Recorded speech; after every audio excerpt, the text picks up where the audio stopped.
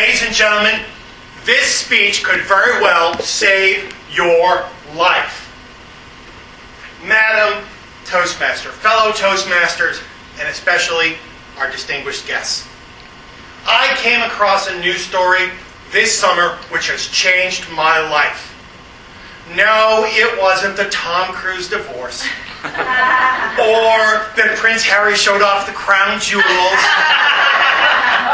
Or even the fact that they just opened a Krispy Kreme by my house. Although that was pretty darn amazing.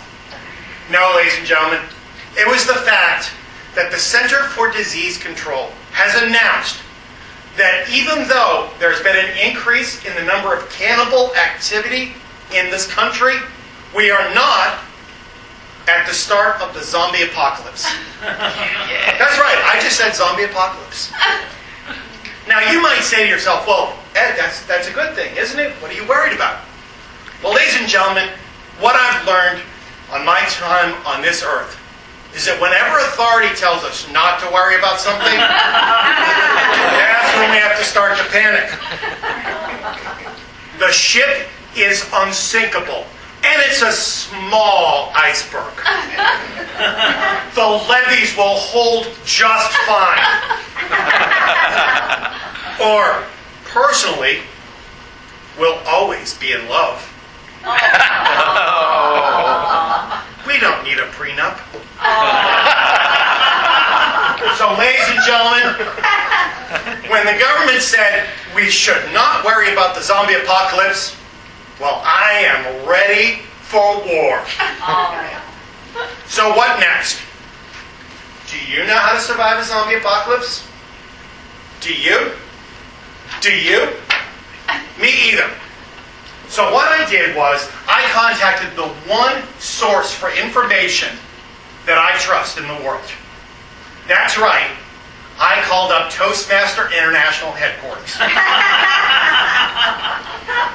Ladies and gentlemen, I am happy to tell you that as a member of Toastmasters, we have all the skills necessary to survive the zombies. So for those of you members who are thinking about joining us, this might be a good reason. Now, I can see some of you up here in front are a little skeptical. How can Toastmasters save me from the zombies? But think about it. We have all the skills we need. I'll prove it to you. Parliamentary procedure. Mr. Zombie, I move that you do not eat me. Is there a second? Second. All in favor? Aye. You can't eat me. The zombie is going to be so fixated, flipping through Robert's Rules of Order to see if the undead count towards quorum, you'll be able to run away. Communication skills. If you're cornered by a zombie, give your icebreaker speech. That little bit of humanity left in the zombie is going to be so touched by your story of your rise from being born in a mud hut to being an advanced communicator, plutonium. He is going to leave you alone and eat somebody with a far less interesting life. Grammarian and wordsmith. The word of the day is vegetarian. Time management.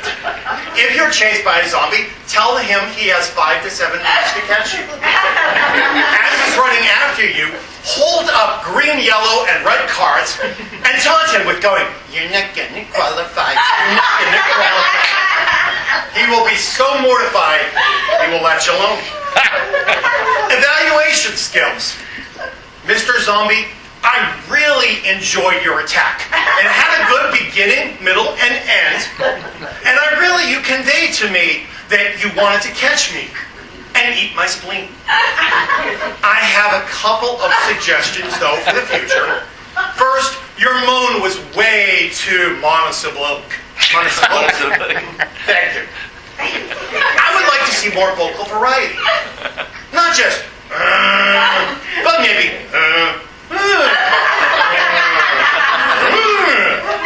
I think it would add to the attack. Also, you kept your arms out the entire attack. I would like you to keep them down, and maybe only put one out at a time. Otherwise, it was a fine attack, and I definitely be you. If all else fails, folks, you can go with the skills learned in Speech 8 in the Competent Communicator.